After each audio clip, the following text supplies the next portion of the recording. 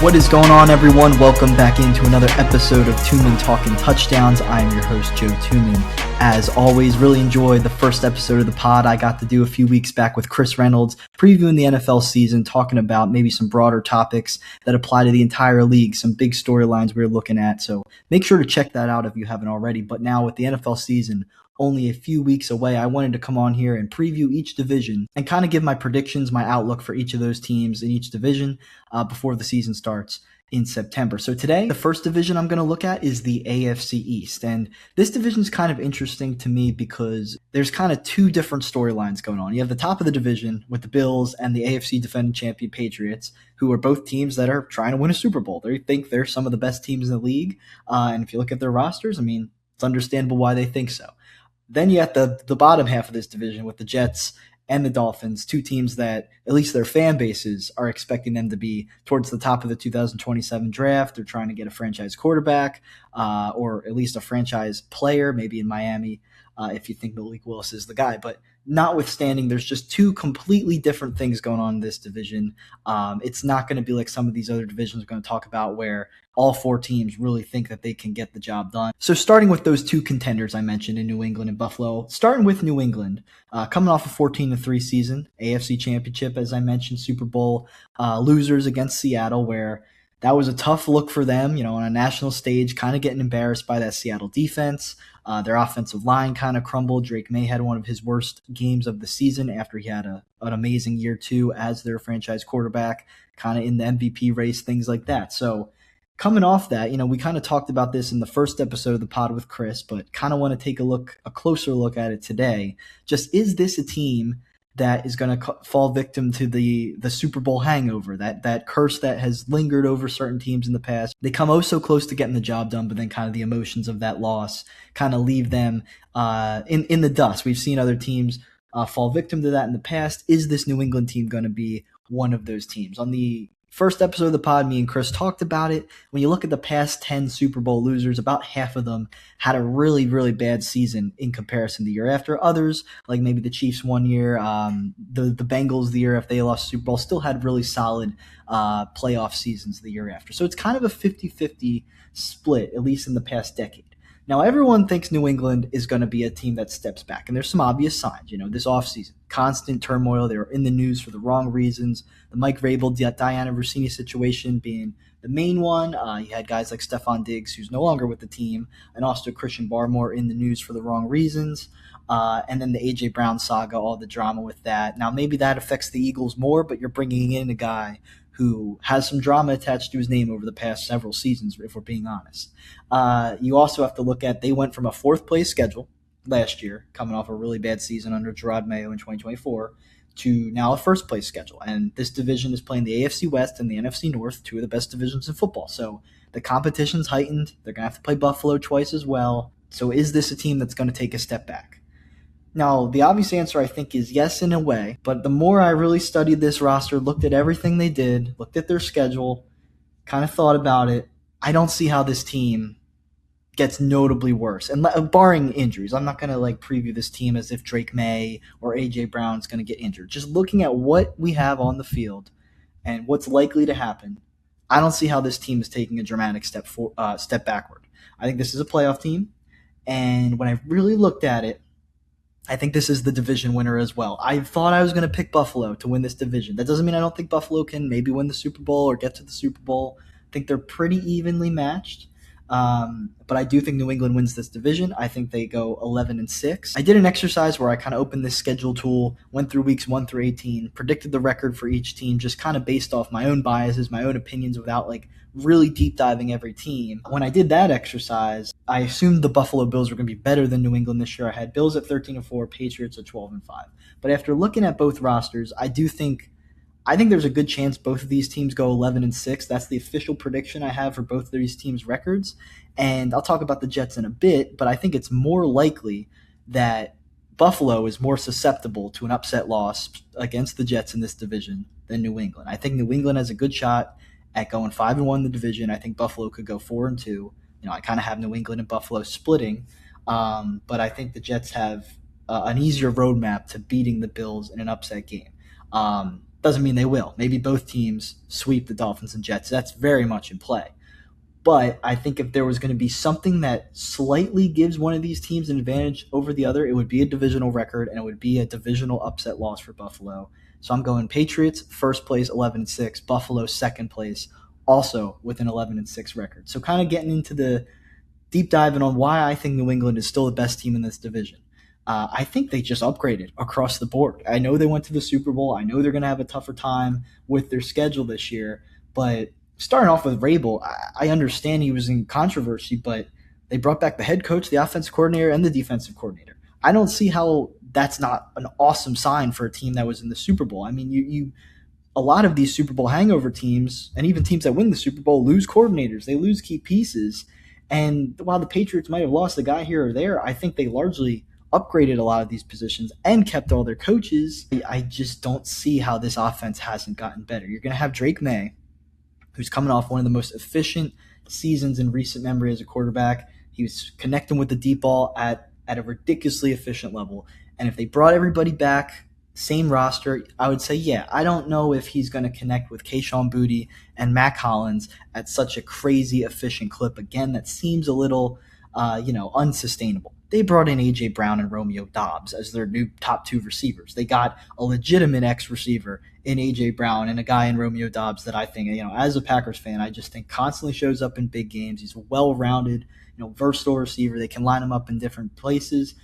They just completely upgraded their receiver room. And I know Diggs had a solid year last year, but I don't think he was particularly super consistent as a number one receiver. I mean, he was still one of the worst number one receivers in the league relatively, I would say. So especially at age 33. So I think moving on from his off-field, I know A.J. Brown has some of his off-field drama, but it's a different kind of off-field drama than Stephon Diggs. And I think they got younger, and I think they got someone maybe a little more that they feel a little more comfortable getting behind as the guy. So I think A.J. Brown's going to be excited to perform here. I think this is what happens a lot with these top receivers who kind of, people say have an ego. It usually comes down to they want more touches or they want a bigger contract. A.J. Brown, it felt like he just no longer connected with Jalen Hurts. He no longer connected with that Eagles offense, and he was going to let them know until they traded him. Now he's where he wants to be, and typically the pattern of that type of receiver transaction in NFL history is that when that receiver goes to a new team for the first year or two or three, he's pretty good, and then eventually gets maybe sick of it and wants to be traded. That's pretty much what happened once upon a time with the Patriots when they got Randy Moss from Oakland. Seems kind of similar to me here. I think A.J. Brown has a big year with Drake May. I think he's the perfect guy they need as a deep threat to continue what they had going. You still have Mac Hollins, who's a great blocker.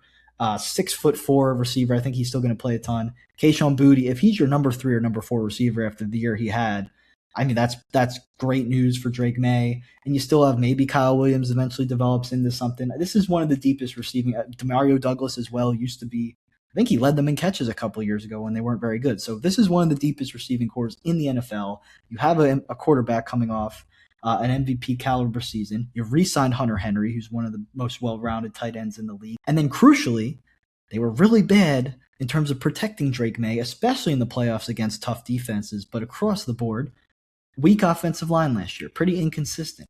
I think they took a lot of steps to improve that. I mean, Will Campbell in year 2, yeah, he dealt with some injuries last year. Hopefully in year 2, he's ready to take a leap forward.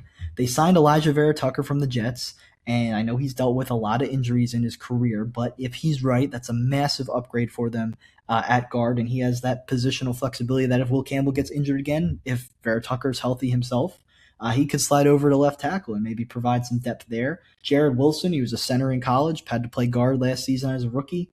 He's up and down in terms of his metrics, but he played every game for them. He was a starter.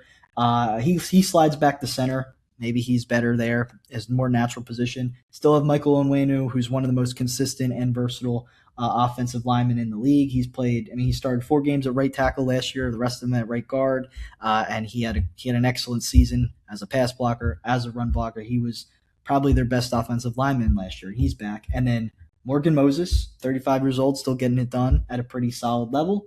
And they drafted Caleb Lomu in the first round to kind of be the heir apparent to Morgan Moses at right tackle.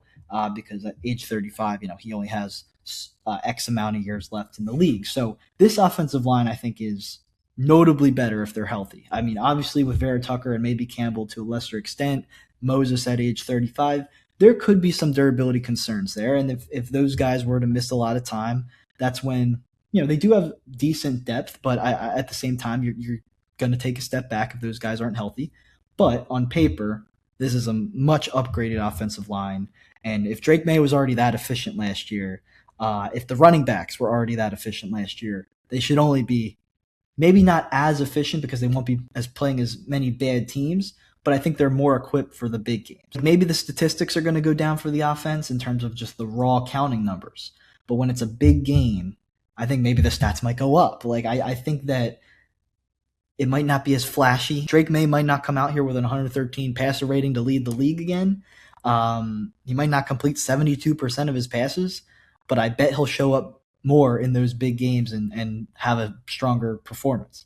Ramondre Stevenson and Travion Henderson, I think those two guys are a really good 1-2 punch at running back. They added Reggie Gilliam from the Bills to help out with the blocking at fullback.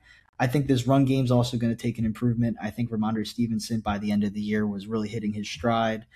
He had a great season as a receiving back as well. And I think Travion I think he's going to be more comfortable for the full season now that he's got a year of NFL experience under his belt. I think they're going to trust him more. And I think he's going to be, the explosiveness he flashed at times, especially in the second half of the season. I think we're going to see it super consistently. I don't see how this offense isn't really, really good. And I like their depth. When I'm going to get to the Bills offense, but I just like it more. I mean, the Bills have the best quarterback in the league, which is the trade-off, but I just think they just have a lot more weapons that I trust, and I think that's really exciting. And then on the defensive side of things, I think they also improved. They were the number 4 scoring defense last year. They had a really solid secondary, and that's going to be the anchor of the team again. Christian Gonzalez, it's him and Pat Surtain as the best 2 corners in the league. He was exceptional last year, and he only got better in the playoffs. I'm really excited to see what he continues to do as he gets further into his career. Carlton Davis remains one of the better man corners in the NFL, and as a number 2 guy, on the outside, he's going to be really valuable. And then Marcus Jones, I mean, he had a statement season. He was injured 2 years ago, 2024. He's kind of coming back along, but Zach Core knew how to use him in the defense last year, and he just made plays constantly, which is one of the best nickel corners in the league. Also, probably the best return man in the league at this point. Just a super awesome weapon for this team, and those 3 guys are going to continue to anchor this defense and shut offenses down. I don't see how that's going to change either, even with the schedule. You're maybe going to be facing more challenging quarterback opponents, but at the end of the day, those guys are just super talented. At safety, they bring in Kevin Byard, who's coming off a bounce-back season with the Bears last year. He had 7 interceptions, tied for the best in the NFL, 8 pass deflections. Now, he did give up 7 touchdowns. At this stage in his career, he's not the shutdown safety he was earlier in his career. Although he might not be as consistent as he once was, he's still a ball-hawking weapon. He still gets turnovers consistently, and I think that's going to be valuable for this team. Craig Woodson is back for year 2. He's a 4th-round rookie last year, played 96% of the snaps. Just a really solid, strong safety for this team against the run. He wasn't very good against the pass coverage, but that's why you bring in Kevin Byard. I think that's going to help their safety room a lot. They did lose Jalen Hawkins, who was the starter at safety last year, but I think at least in terms of making big plays, I think Kevin Byard is an upgrade over Jalen Hawkins. I think they're going to be okay there. Defensive line, this is another crucial part of their defense. The run defense was really good across the entire season, but it really took a leap forward when Milton Williams came back from his injury. Pairing him with Christian Barmore on the defensive line is just it's going to be hard to run inside against this team. That's just simply put, they're just exceptional, very athletic for their size. 2 of the better pass rushing defensive linemen in the NFL, especially on their best stage. Christian Barmore kind of had a down year in terms of sacks last year, but we've seen him flash it in the past. And then edge rushers, they brought in Draymond Jones, coming off a career high in pressures and sacks. He was pretty versatile outside linebacker / defensive end throughout his career. I really liked him in Denver. Felt like he had a couple down years, but he got traded to the Ravens midseason last year and was a big part of their defense. I like him replacing Kayvon Chason, who I think is just a little less versatile than him. I think Draymond Jones can move around, kind of do different things for this defense, and that could be important because Harold Landry's on the PUP list right now, coming off knee surgery. He was probably their best edge rusher last year. He has a ton of history with Mike Rabel going back to Tennessee. So when he's on the field, I trust him to be pretty good. But right now, dealing with the injury, we'll see what happens with him. And then at inside linebacker, I mean, Robert Spillane, Christian Ellis, they got the job done last year. Robert Spillane in only 13 games put up some really good numbers, just as he did during his time with the Raiders. So I trust this defense to get the job done. I think across the board, a lot of really good players. They have some rookies as well. Gabe Jacas in the second round. We'll see if he makes an impact. I just think that offensively and defensively, on paper, this team is right there with Buffalo, if not better, in most categories. The key thing there, though, is that this team, have they been tested? When you look at New England's schedule, there's a lot of difficult teams that are going to be harder to beat than maybe a lot of their opponents last year. But I think they just have the talent to do it. I mean, I do think they probably lose this opener against Seattle. I think Seattle is going to be up for that game. They've got a lot to prove in their division. But, in Jacksonville, I'd probably pick the Jags because I think the Jags are going to be good, but New England could certainly beat them. I think they split with Buffalo in the division, and then it's games like in Chicago, against the Lions in Germany. I think they can win that game at a neutral site. They're home for Green Bay. It's important to play the Packers in November at home. You're in LA for the Chargers. The Chargers, there's probably more Patriots fans at that game than Chargers fans with how successful this team has been. And then it's swing games like in Kansas City, home Denver, towards the end of the season, where if you just get one of those wins, Vikings, Chiefs, Broncos, there's a Jets game in there, but that window at the end of the season, if you can just win two of those games, you're in a good spot, I think.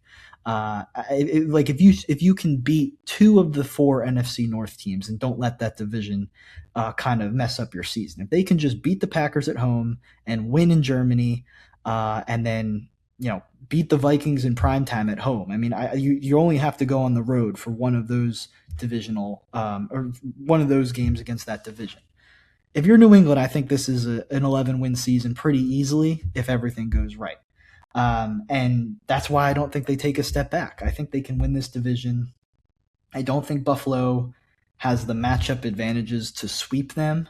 I think they're going to be pretty good. Now, I want to talk about the Bills because, I mean, it's put up or shut up time. I mean, they have a new head coach in Joe Brady, who's been the offensive coordinator the past couple seasons. Josh Allen's obviously been searching for a Super Bowl appearance. And Buffalo wants a Super Bowl victory. Their fan base, their players, their entire organization, they want a Super Bowl win if they get there. They lost 4 Super Bowls in a row. I think they finally want to taste the Lombardi Trophy.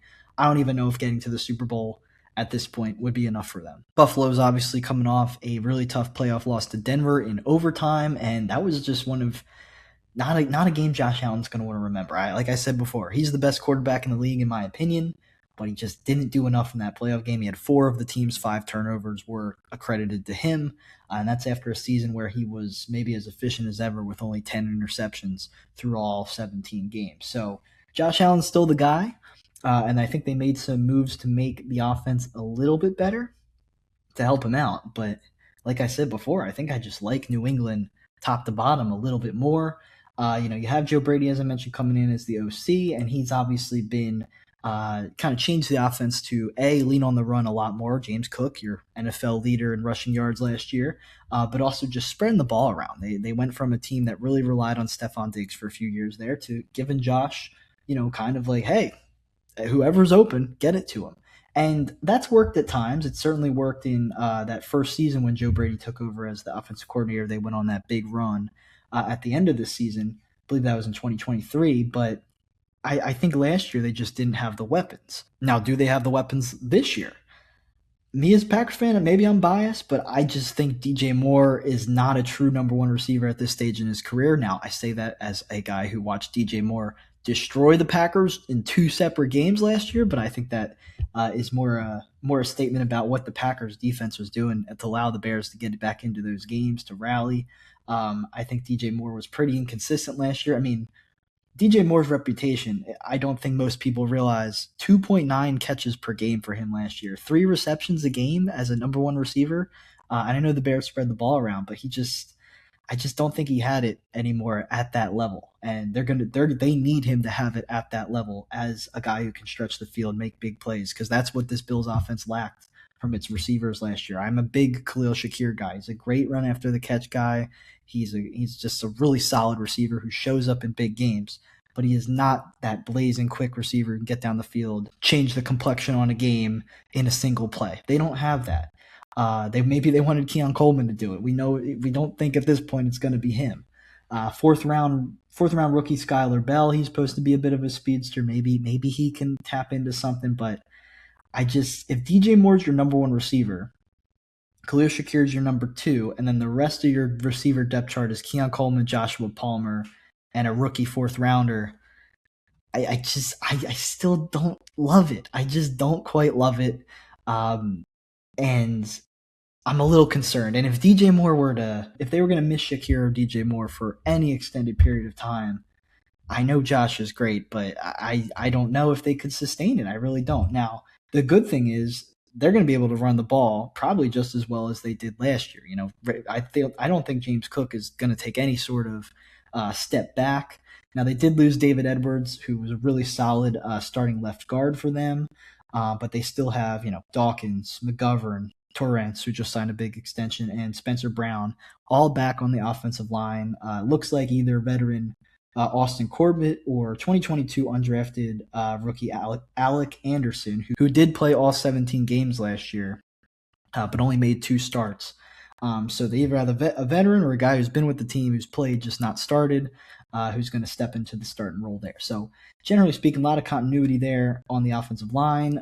You have your tight ends back as well, really strong tight end room with Dalton Kincaid, Dawson Knox, and Jackson Hall. Jackson Hall is a big part of their run attack last year as well. Just one of the best blocking tight ends, and he was a rookie last year, if I'm not mistaken. So just coming in quickly and making a big impact on this team. I think he was a big part of what they were doing. This offense is going to be good.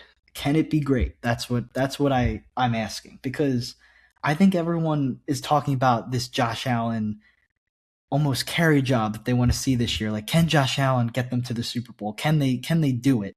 And I don't know. I think it's a narrative more than a reality, because if it's basketball, we can see that. That's kind of what happens in basketball sometimes. You have this generational player, the best guy in the league, and maybe he just gets hot and he can drag, a Dirk Nowitzki situation, something like that. Just drag a team to a championship. I don't know if Josh Allen can do that with the talent he's given here, because as good as their run game is, you want the best quarterback in the NFL to be making big plays and kind of run the offense through him. So as good as this run game is, you need to rely on Josh to elevate these receivers. And maybe it happens. I just don't necessarily like that depth. So once again, I think it's a good offense. Can it be great?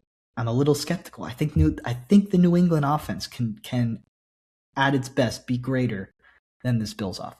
Now, maybe I've been a bit too negative on the Bills. I did like a lot of the things they did on the defensive side of the ball. This past offseason, the Bills had 6 starters from their defense hit free agency. All 6 of those players are still unsigned today on August 15th. That shows you kind of the state of the Bills defense at times last year. Their run defense especially was towards the bottom of the league, and I think they took steps to get a lot better in that regard. Starting with someone who they didn't even bring in, someone who was just hurt last year, and Ed Oliver. I mean, he only played 3 games last year. He had 3 sacks in 3 games, and he's a great defensive tackle, great against the run. And it's great that he's back, because he's one of their most important defenders, and they're going to need him. They missed him all last year. Also, Dwayne Carter, who was a middle round draft pick, 3rd round pick for them 2 years back, missed all of last season with a torn Achilles. He's also back. So you just have instant depth at defensive tackle that they simply did not have last year. It was pretty much, a 32-year-old Daquan Jones leading the way in that area. It just wasn't enough. They also drafted T.J. Parker, 35th overall, right at the top of the second round. He had 11 sacks at Clemson as a junior, 5 sacks last year as his last year there. I really like him from what I read. I'm not a huge college football guy, especially with non-Big Ten players. But from what I was reading, TJ Parker, he's kind of this hybrid who can kind of be an edge or a bit of a defensive tackle. Maybe not like a nose tackle, but just someone who can play, towards the front of the defense, right in the interior. Maybe if they're packing the secondary, they want to bring TJ Parker to the line of scrimmage, they can do that. So I think that's interesting versatility. And if that pick hits, that's going to be something that this defense is going to greatly benefit from, because just the concept of having someone you can move around and trick offenses with, not allow them to know what's coming. If he develops, that's great to have. Now at the edge rusher position, they brought in Bradley Chubb on a 3-year contract, coming off a solid year with the Dolphins, a division rival, 8.5 sacks. Now he did have the lowest pressure rate throughout a full season of his career. He's coming off an ACL tear in 2024. He's had a few significant injuries throughout his career, but I think he's a notable upgrade over Joey Bosa. He's one of those 6 defenders who's still unsigned despite being a starter on the team last year. You have Greg Russo as well, coming off a 7-sack season. I think the pass rush is rock solid. It might not be the best in the league, but I think it's an area they have an advantage over New England, and I also think just in general, pretty solid pass rush. They also signed Mike Dana coming over from the Chiefs, so just pretty good depth at that position. If TJ Parker has a lot of sacks, like I mentioned, pass rush should be pretty solid. So I really like that, that front 4, that front 7 for the Bills. Terrell Bernard, he only played 12 games last year at inside linebacker. If he's healthy, he's been productive for this team. Dorian Williams as well. So I like the front 7. The secondary is where I can't really pass judgment yet. There's a lot of young guys, and they have to perform, especially if you want to slow down that New England offense, as I mentioned. If you want to compete with those, AFC West teams that are going to be pretty explosive on offense. Christian Benford obviously is the cornerback 1 on this team. They drafted Ohio State's Davison Igbinosun in the second round. Igbinosun is supposed to be a pretty solid, press coverage guy in their secondary. So pairing him with Maxwell Harrison, who's last year's first-round pick at cornerback, he kind of rounded in the form late in the season after he was hurt at the beginning of it. He's more of like this speedy corner who is kind of, a ball hawk, someone they're going to expect to generate turnovers, generate big plays. You put Igbinosun. I wouldn't be surprised if he gets some reps in the slot, because if you have Benford as a cornerback 1, you're going to have Harrison on the outside. They can maybe move him around depending on what look they're gonna throw at the offense. But if Igbinosun and Harrison develop and meet expectations, this secondary could be really good. But you're kind of banking on talent. You're hoping for talent at safety. Cole Bishop had a great year in year 2, just against the run especially, but just across the board, I thought he was pretty consistent, made the leap they wanted. They improved their safety position. I'm not saying they didn't, but you bring in Geno Stone, C.J. Gardner-Johnson, 2 veterans.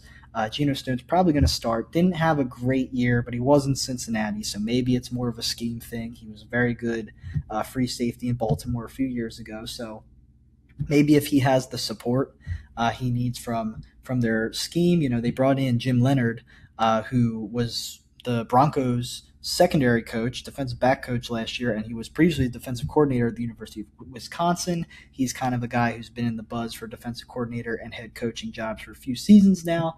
I think it's a pretty big get for the Bills defense. Kind of going to give you a different look than Sean McDermott did. He's supposed to be a bit more of an aggressive play caller. The Bills ranked 26th in sacks last year, kind of more of a Sean McDermott, just his traditional defense, kind of more of a bend don't break approach. Supposedly Jim Leonard, kind of like maybe what the Packers got from Jeff Hafley over the past few seasons. Maybe he's going to bring, a bit of a different flavor, and I think that could be really beneficial for this Buffalo team. Maybe maybe the Bills need to start taking things instead of hoping it falls into their lap. And maybe if their defense kind of buys into that approach, and maybe this defense can exceed expectations. But for me, I think there's a lot of unproven talent at that cornerback position. I think the safeties outside of Bishop are a little volatile. I don't love it. Special teams doesn't thrill me either. I don't think their return game, Tyler Bassett, kicker, or anybody I'm jazzed about. I just don't know if this team has enough. I want to see the Bills win a Super Bowl. I want to see Josh Allen get get his due. I just have to be honest. Like, I don't think this team is at the upper echelon of AFC contenders. I think Josh Allen could just drag them there, but football is a team sport. You have to rely on the defense as well. It's just a lot of things have to go right for 3 or 4 rounds for this team, I think, to really go all the way and lift that Lombardi Trophy this season. I'm just not quite seeing it with this roster. I just have to be honest. I think both teams, looking at Buffalo's schedule, I think, like I said, I think both teams are an 11-win team. Buffalo is a Week 7 bye, so kind of a decent point in the season to have your bye. I mean, they start in Houston, and they're home Detroit, home Chargers, home New England, in LA for the Rams, in Vegas for the Raiders. I think they could start with 4 or 5 wins in that stretch. I think they actually might be the talk of the town through 6 weeks. They might be maybe even 2 games ahead of New England at that point, but then it gets harder down the stretch. I mean, their last 5 games, not their last 5 games, their last 2 games they actually get to play the Jets and the Dolphins. But this middle stretch of the season from Week 12 to Week 16, home Kansas City, in New England, in Green Bay, home Chicago, in Denver. A lot of those teams I'm really excited about for this season. Now, I do like them playing Baltimore out of the bye at home. I think that's a good time to play the Ravens, and you're going to have that new stadium in Highmark. The fans are going to be excited about that. The fans are going to be excited about a lot of things. And I think Bills fans, if I had to guess, I only know one Bills fan, and he's a great guy. So hopefully I'm not raining on anybody's parade, but I do think there's a lot of Buffalo fans out there that have maybe, like I was talking about before, bought into this narrative that New England's going to take a dramatic step back. And I just personally don't feel like that is as valid as maybe the narrative, the media narrative wants it to be. I don't think New England's going to have the stats, like I said, that they did last year. But I do think that they're going to be right there in the race for, honestly, to go back to the Super Bowl. I wouldn't pick them to win the AFC again, but I do think they're going to be in the mix. So that's kind of my thoughts on those top 2 teams in this division who are trying to, win the big game. The other side of this, Dolphins and Jets. I'll try not to spend as much time with these 2 teams as I just did with the Bills and the Patriots, but I think there's interesting things going on with both of these teams. At the same time, I'm not really expecting them to have anything short of a disappointing season in 2026 in terms of their record. Now, the Jets had a worse record than the Dolphins last year, but I'm going to start with them. Jets 3-14 last year. I kind of looked at who they're going up against, and I mentioned this. The AFC East is playing some tough divisions this year. So I do think the Jets and the Dolphins have their work cut out for them to steal victories this year. But I did have the Jets down at 4-13 for this season, which I actually think kind of undersells how good of an offseason they had. I do think I really like what they did. They're coming off a disastrous season across the board, if we're being honest. I mean, a ton of bad statistics, 29th in points per game, 31st in points allowed, so number 2 worst scoring defense in the NFL. You have Aaron Glenn coming in as a defensive coordinator from the Lions, coming in as the head coach. They go on to become the first team in NFL history since interceptions were being tracked in 1933 to go an entire season without hauling in an interception. They averaged 0.2 takeaways per game. That is just dreadful. Their secondary was a mess. They weren't much better as a pass rushing team. From what I understood, from what I heard from trusted football, minds that I look to, that I listened to, just apparently the Jets last year played a ton of man coverage that kind of matches the approach that Aaron Glenn had in Detroit, and that really he had as a player. They played a ton of man coverage with their corners, so they needed the pass rush to be effective. They were 31st in sacks per game, so you're not making sacks and you're not hauling in interceptions. Your defense can maybe you have a guy or 2 there that's having a solid season, but across the board you're not going to be very good. They only got worse after trading Quinnen Williams and Sauce Gardner, who were obviously the heart of their defense in previous seasons. So just kind of a disaster. At the same time, Aaron Glenn and GM Darren Muji both back this year. I guess I'm fine with giving Glenn another chance. I think there's a chance that maybe he gets fired after this season. But I do think the GM has done a good job. I think he did a really good job this offseason. That doesn't mean I think the Jets are about to have a winning season, but I think they're moving in the right direction. Some of the moves they made kind of reminds me of what the Commanders were doing, bringing in some veterans a few seasons ago to kind of reset the culture. They brought in Geno Smith as their new starting quarterback, his second tenure in New York after he was drafted by them in 2013. They brought Demario Davis at age 37 back for his 3rd stint in New York.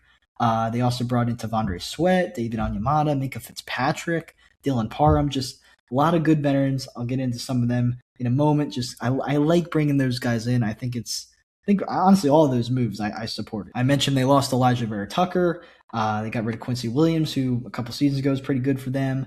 And they re-signed Breece Hall, and they're going to have Garrett Wilson coming back after he only played 7 games last year due to a knee injury.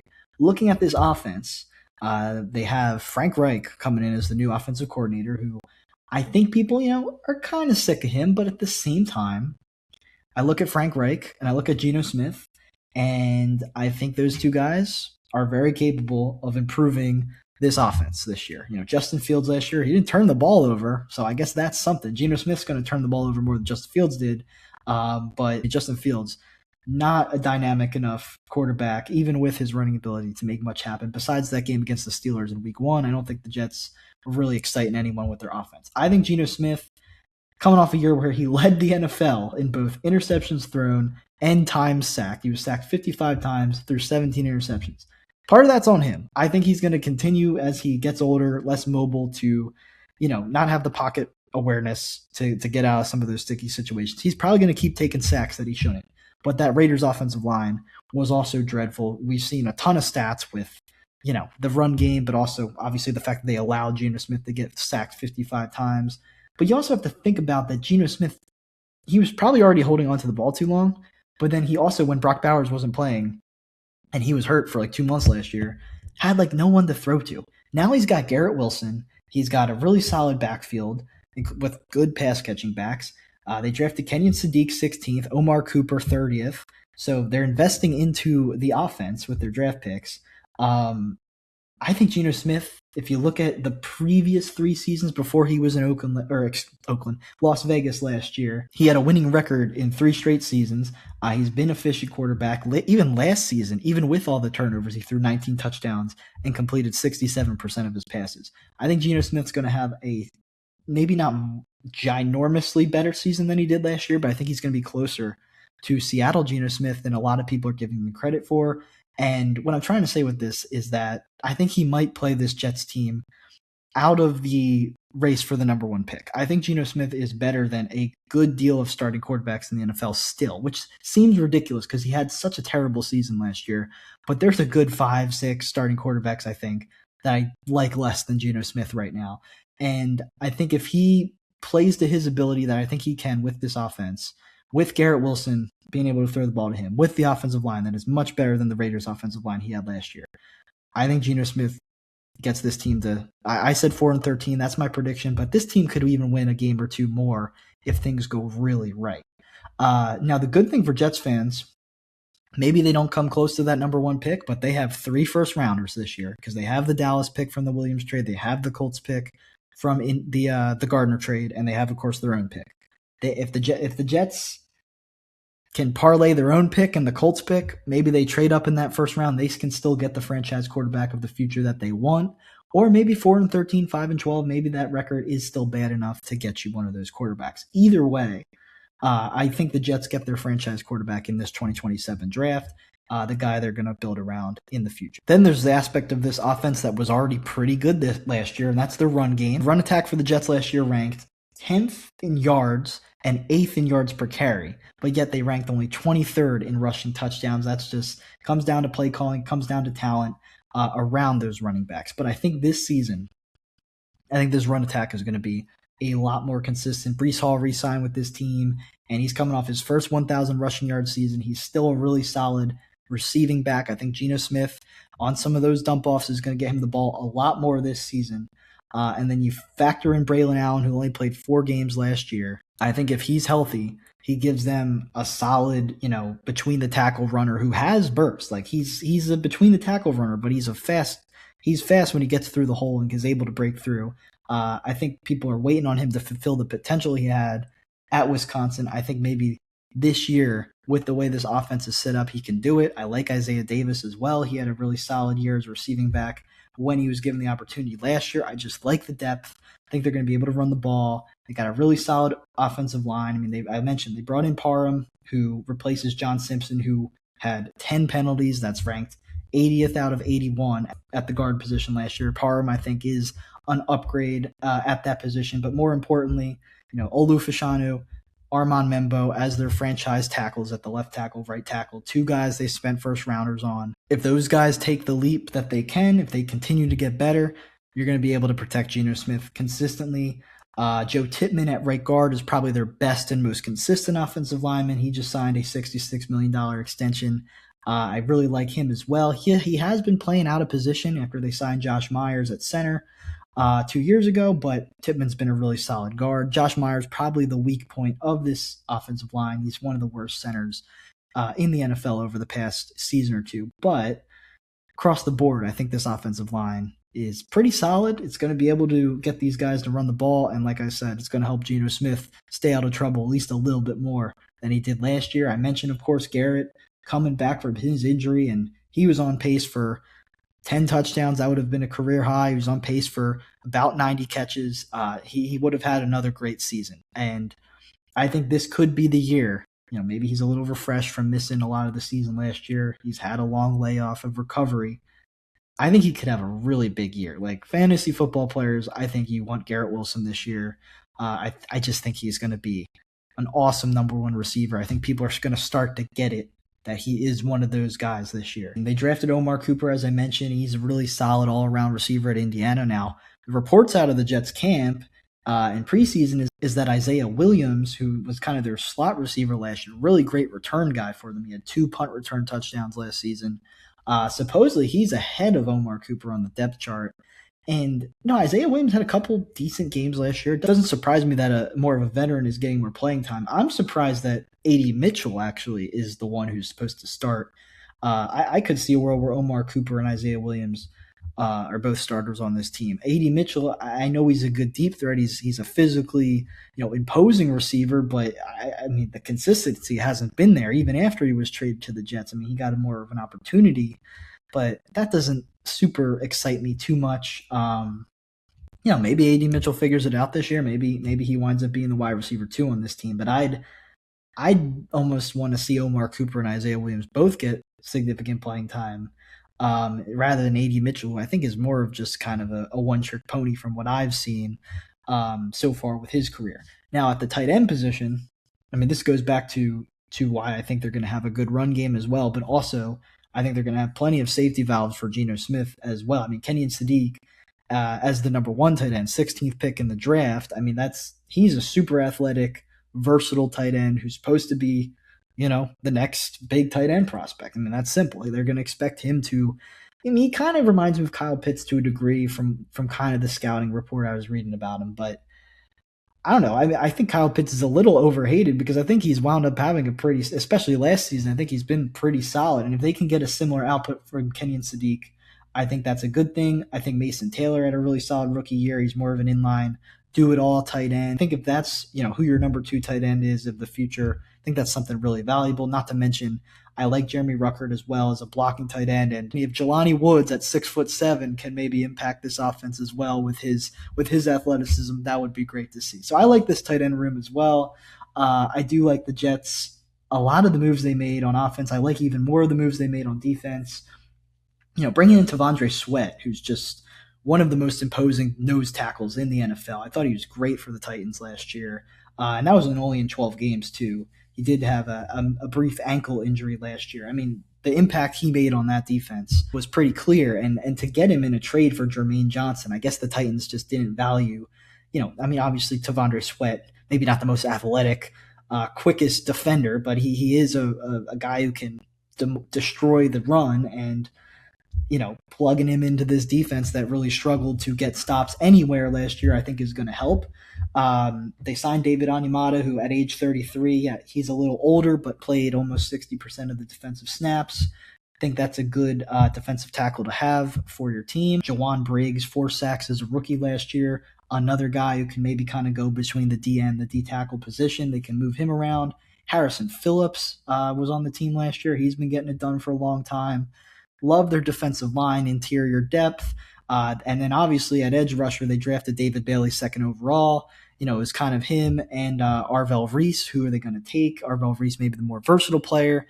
David Bailey, though, as I mentioned, this team was 31st in sacks last year. David Bailey was the better edge rusher, the better pure sack artist, and they went with him with that second overall pick. They're going to expect him to make a difference. You have Will McDonald, who's had 18 and a half sacks over the past 2 seasons. He's been a great draft pick in the first round for them. They brought in Kingsley Enagbare. I've always really liked him as a Packers fan. I think he was a great situational pass rusher. I even saw that. I don't think this is going to last whatsoever, but I saw he was listed on ESPN's depth chart ahead of David Bailey at defensive end. I don't think that's going to be the case, of course, but I like Kingsley Enagbare. I think it was a good signing.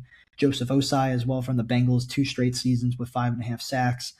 The edge rush and the run defense for this team in this front seven, at least on paper, based off how these guys performed the last couple seasons, is markedly better than what it was last year. And I get it's a low bar to cross because of how awful they were, but I don't think they just barely got over that bar. I think they made several steps up the ladder to improve this defense. Demario Davis coming back for, as I mentioned, his third stint in New York.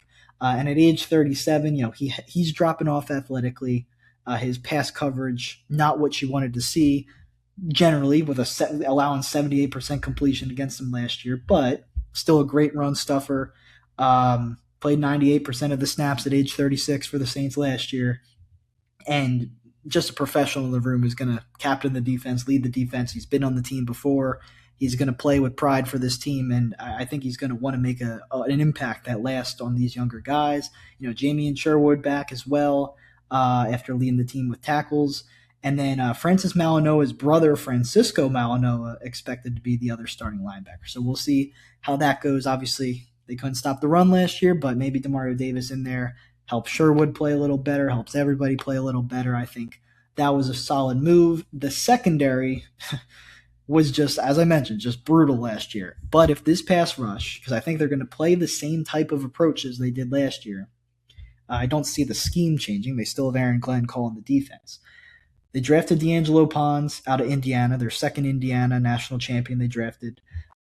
He's expected, he's an outside guy in college, expected to play the slot a little more in the NFL. I think that's perfectly fine. You put him in there. You're bringing back Brandon Stevens after he had one of the worst seasons I've seen from a starting NFL corner in a long time. But he'll be back. He's on year 2 of a 3-year contract. They signed Nashawn Wright from the Bears, who had 5 interceptions last year, 11 pass breakups, 80 tackles. He also allowed 6 touchdowns and missed 11% of his tackles. So he's kind of an all-or-nothing corner, at least in the scheme for the Bears last year. But this team, if you remember, as I said, no interceptions last year. The first team in NFL history not to do that. You're bringing in a guy who had 5 interceptions last season, who can get up and grab the football, disrupt the route, disrupt the play. I think that's going to help them. So I like the secondary. Even Jarvis Brownlee, who kind of dealt with some injuries last year, he's supposedly going to start at slot corner. I think D'Angelo Pons will have that role, but he's also here. And then Minkah Fitzpatrick signed an extension. They only got him from Miami for a 7th rounder, which came down to Miami wanting to dump his contract to the Jets, but the Jets gave him an extension. He's kind of changed as a player. He's not the ball hawk he once was, but I think he's still pretty productive. Definitely was able to help against the run last year. I think he's going to help the Jets a lot, kind of like Demario Davis, just an adult in the room, a veteran in the room who'll probably lead this defense. In the locker room, I like that move a lot for the Jets. They also signed Dane Belton from the Giants across town. He had a great season against the run last year, 120 tackles. He also had 2 sacks at the strong safety position. And then you're moving your starters from last year, Malachi Moore and Andre Sisco, who just both those guys allowed big plays constantly. Those guys now backups. So you have guys with starting experience, but maybe you're not counting on them to make a big impact. So I think that's good. And maybe their biggest loss the only move I really hate is that they lost Nick Folk as kicker, and they're going to have to choose between Jason Sanders and Cade York. But their return guys and Isaiah Williams and Kene Nwangwu are back. They were great, combined for 3 touchdowns last year in the return game. This team is if this was like a NFC South team, I might be talking myself into 7 or 8 wins for this team. I really actually like their offseason a lot. Now, maybe Geno Smith is a man who's beyond saving, but I just think that what he's put on tape in his career, especially the past few seasons, and even last year in certain games, it proves that he's not just a schmuck now. I think it was very much a situational thing in Vegas last year. And just looking at this Jets schedule, though, it's tough because they're playing the same teams the Bills and the Patriots are. And, there's some winnable games in here, like home for Vegas. I think them and the Dolphins probably split. There's a world where the Jets sweep the Dolphins, but I'll say they split. Just I don't think the Dolphins are going to go 0-17. It's kind of ridiculous. Cleveland, I know, decent defense, but home for them. I think this Jets offense is so much better than Cleveland's. I think they win that game. And then you're looking at, can they steal week 1 in Tennessee? That Titans team's going to be excited. They have a lot of new players. They're going to be wanting to make an impact. On the road in Arizona in December, home for Minnesota on January 3rd. Like, can you win these games? Because if they win those games, now all of a sudden, maybe you're looking more than 4 wins. But I think this is probably a 4-win team because they're playing a ton of playoff contenders. And I think teams like Cleveland, Miami, Arizona is where they're going to get their wins. But like I said, if they had Tampa and Atlanta and Carolina on their schedule, or if they got to play the Colts and the Titans twice instead of Titans once, Colts none at all, things like that, this team could be looking at a lot more wins. So I don't hate what they did one bit. And then finally, to wrap up this division, Miami, 7-10 last year. I think they're going to finish last this year. I wrote them down for 2-15 because, once again, same teams as the other 3 teams in the division that they're playing. This team has the worst receiving core in the league, as I'll touch on in a moment.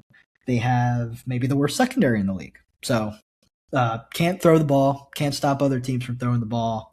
Not a good sign. Probably not going to be able to stop the run too much either. I think this defense could be really, really bad. Now, Jeff Hafley, new head coach, coming over from my Packers, former head coach at Boston College, really good defensive coordinator. Last year, the Dolphins were bottom 10 in the league in scoring offense and defense. They had this weird stretch where they went 5-1. They beat the Bills, actually, and then they had an overtime win over the Commanders. So weeks 8 through 14, they went 5-1. I think it was very fluky. The rest of the season, obviously, 2 wins. So I think they're going to be closer to 2 wins this year. I was shocked that their turnovers weren't higher with Tua last year, but I do think the turnovers are going to continue to go down because Malik Willis, who's the new starting quarterback for this team, coming over from Green Bay, a lot of guys coming over from Green Bay after bringing in Hafley and John Eric Sullivan, the former Packers assistant GM. Malik Willis signed for $67 million in his 4 starts with the Packers over the past 2 seasons. Completed 80% of his passes. He had no interceptions, and he had 40 rushing yards or more in every game. I think the strength of this Dolphins team is going to be running the ball, play action, read option, all that stuff. You need to get Devon Achane and Malik Willis going. You need those guys going full steam ahead, sprinting.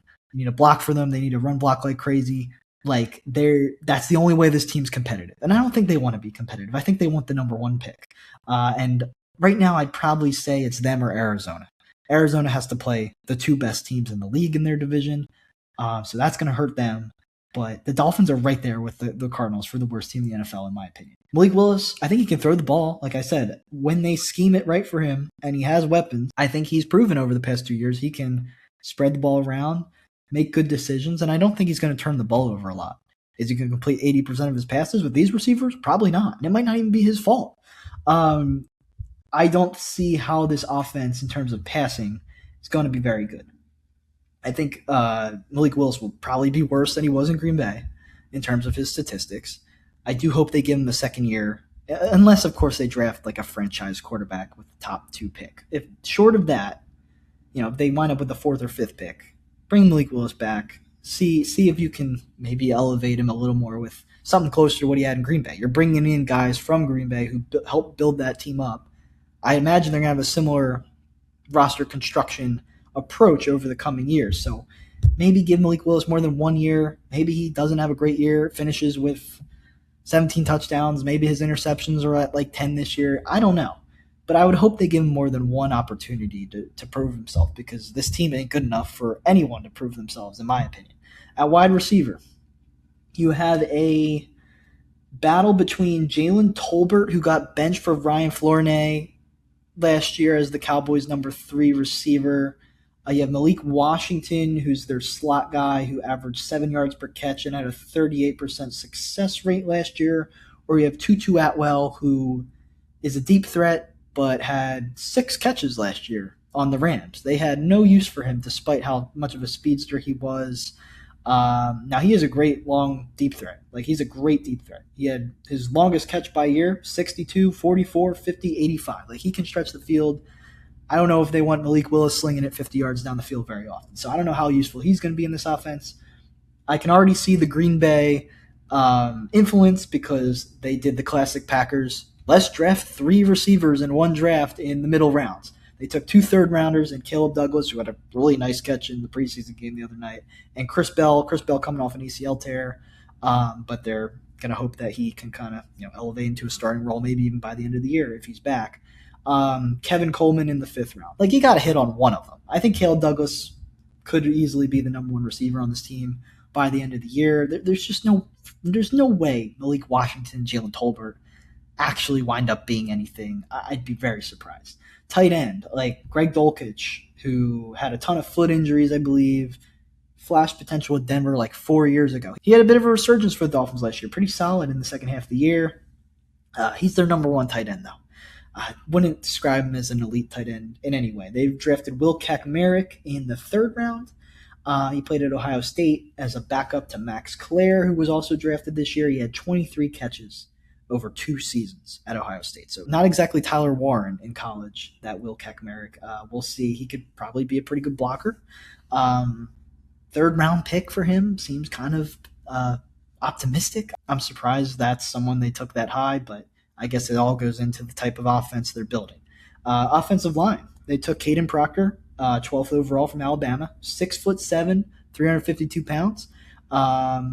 A lot of draft experts said maybe he'll play better at guard, and that's what he's going to do in this Dolphins team because they already have Patrick Paul, another 6'7" offensive lineman at left tackle. Putting 2 just behemoths on Malik Willis's blind side to protect him, pretty exciting. Those guys are athletic, especially Patrick Paul. I think it could be, a really good idea to run to the left side this year. And kind of interesting, but not something you see too often, but Patrick Paul and Austin Jackson at right tackle kind of swapping roles to a degree because Tua Tagovailoa was there so long. Austin Jackson's been protecting the quarterback blind side for a while. Patrick Paul now going to have to shift into doing that all the time. So kind of those guys swapping 1 ounce of the responsibilities on the offensive line. Aaron Brewer coming off a great year at center, signed a 3-year extension, one of the best centers in the league, one of the more athletic centers in the league. So excited to see what he does for this team. And then at right guard, Jonah Savui-Naya, who was I believe, a 2nd-round pick for them last year, was graded as the worst guard in the NFL by Pro Football Focus.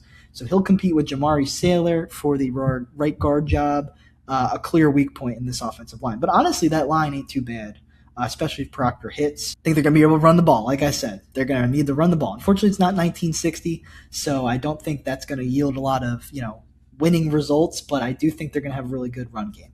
On defense, some solid pieces I don't mind, but especially, as I said, in the secondary, I'm not loving it. I mean, Zach Seiler at defensive tackle, 5.5 sacks this year, probably one of the better players on this defense.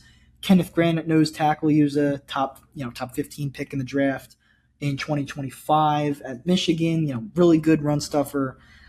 Didn't set the world on fire as a rookie. So can he take that next step forward?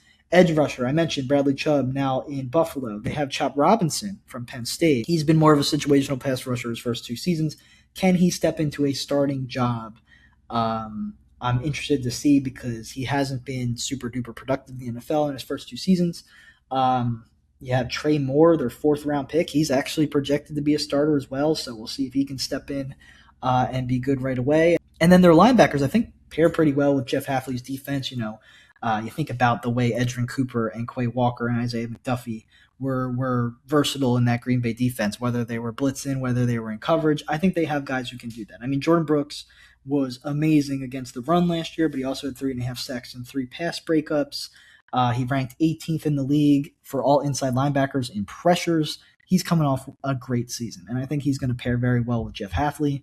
Can they get Tyrell Dodson to play a little bit better? He couldn't cover anyone last year, but he did have 5 sacks, 129 tackles. So he's making stops. I think that's a good combo there. And then they have a guy by the name of Jacob Rodriguez, 2nd rounder out of Texas Tech. From what I understood, from what I read, everyone's like, this guy's undersized. He's not going to translate to the NFL. He had 7 forced fumbles and 4 interceptions last year at Texas Tech, making plays constantly. Obviously, he's not going to make 7 forced fumbles at the NFL level, but I mean, Texas Tech ain't playing no one. Like, it's not a premier school, but it's also in a big conference. Like, I if that guy comes in and is able to make plays, that's gonna give this defense a boon that maybe they weren't expecting. But I do think this team's cornerback play, and the cornerback play burned Jeff Havley's defense last year, especially after Micah Parsons went out. I think we're going to see something like much, much, much, much worse in Miami this year. I mean, Chris Johnson, their first round pick out of San Diego State, people are excited about him. Seems like a guy who's a versatile corner they're excited about. Okay, you're throwing a rookie corner out there as your cornerback one. Jason Marshall, nickelback. Okay, we'll see. I guess he wasn't very good, at least from what I saw in his stats last year, but I'm not going to pretend I've watched a ton of his film. Signed Daryl Baker from the Titans. He was pretty atrocious last year. Juju Brents, former Colts high draft pick. He's been in and out with injuries throughout his career.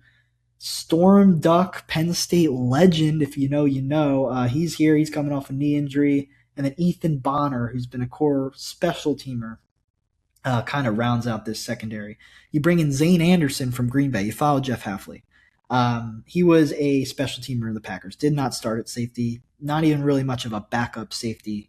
He is projected to be the starting one of the starting safeties for this team. You have Dante Trader Jr., 5th round rookie. You have Michael Toffel, former 4th rounder for them a year or two ago. And then 2 guys I didn't even realize were still in the NFL, Lonnie Johnson and Ronnie Harrison on this team. Those names made me like, am I going to cross-country practice today? Do I have AP World today? Like, I didn't realize those guys were still in the NFL, but they're also on this team in the secondary. Harrison's actually listed as a linebacker, but he's kind of a safety linebacker hybrid. You know, Riley Patterson, Bradley Pinion, not game-changing special teamers either. All in all, I think this team is going to be very, very bad. I don't think they're going to be able to stop the pass whatsoever. Linebackers, corners, safeties, all down the line. Outside of Jordan Brooks, I don't think are going to necessarily make a ton of an impact against the pass. You're going to need those linebackers to really, really step up as run defenders, because I don't think there's any clear-cut, obvious, top-notch guys in the front 7. I mean, Chop Robinson, Kenneth Grant, maybe they take a step forward under Jeff Hafley. Very much in play. Those are very talented guys. Just saying they haven't proven it at the NFL level yet. And I think Jeff Hafley's going to have his, I know he's calling the plays still, but he is the head coach. I think this is going to be a learning process for him too. And just the offense. I think that Malik Willis will have some really good games in certain moments, but I also think there's going to be weeks where people are asking questions about him, and it might not be fair, because I think it's going to be more about the people he's playing with than him himself. I do believe in Malik Willis. He won me a fantasy football championship last year, so I can't say a bad thing about him, but I do think this is going to be a very bad team. And just because of the talent the Cardinals have, Malik Willis is better than their quarterbacks, but they have so much talent otherwise. I think I'm leaning the Dolphins as the team that gets the number 1 pick in this draft. Could you then flip Malik Willis for some assets? Maybe. That could be what you look at next, especially if he has a solid year. But I don't know. I just think this is going to be grim. So my buddy Michael Herrera, I know he loves the Dolphins. Hopefully he and all the other Dolphins fans are being patient and can kind of look to the future. Maybe trust the process, if you will. So that's going to do it for my AFC East preview. Thank you for watching. Glad I was able to kind of get on here, start previewing these teams. Excited to continue this series next episode with the NFC East preview. So going to the other conference. But yeah, really interesting division here. Like I said at the beginning, kind of two different battles going on at the top of the league and at the bottom of the league. So we'll have to see how it plays out. But thank you so much for watching. Make sure to subscribe on YouTube if you're not already. Make sure to follow Tuman Talkin Sports on Instagram. And other than that, enjoy the rest of your day and getting excited for football season.